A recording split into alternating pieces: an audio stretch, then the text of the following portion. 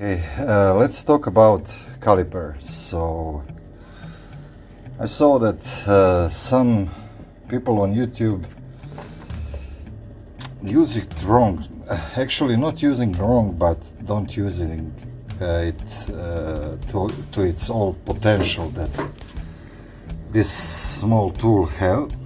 So I have Meba caliper, and it's fucking great. I have digital one, and yeah, it's practical, but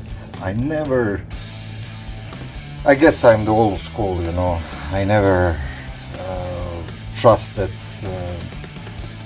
caliper, and for me, I use it just, you know, to quickly determine, for example, screw size or something like that. But if you need really precision measures, this is a great tool, and I encourage you to find you know, good one on some flea market or in the shop.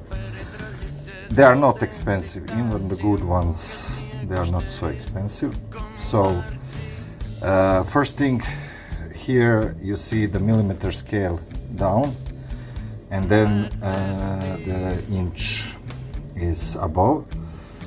Hello to my viewers from States.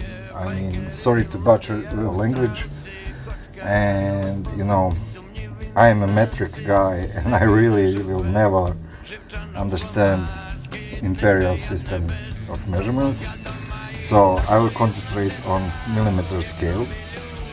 And usually people use this tool, you know, to put something here, I don't know, like this, and simple, and then simply took the measure, and that's it. But actually you have three ways to measure with this. So you have the classical way, and it's nice that it's got these recesses here. For example, when you measure the discs and you have edge on the discs, you can bypass that edge and measure inside of the brake disc. And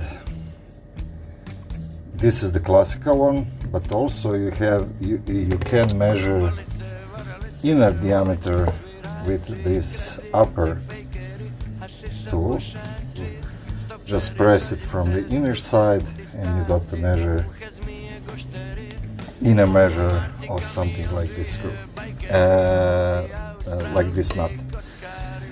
So third way is this on the back side, on the other side of the caliper, so you can measure the depth.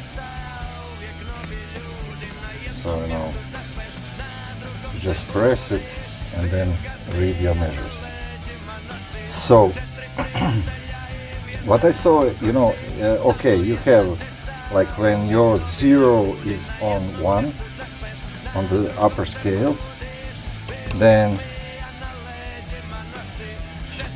you know, I need to focus this as much as possible to demonstrate this.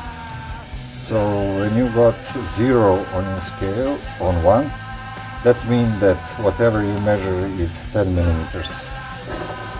But what if you have measure like this? And I saw that people, you know, just use this tool for you know, millimeter. So they will, you know, say like about 10 millimeters. But you can actually go 1 decimal further, and that is what is this underscale is used. So you go by that scale and follow what measure is in sync with upper scale, and you see that we are maybe 5, and then you will add that to the initial measurements. So this measure is 10.5.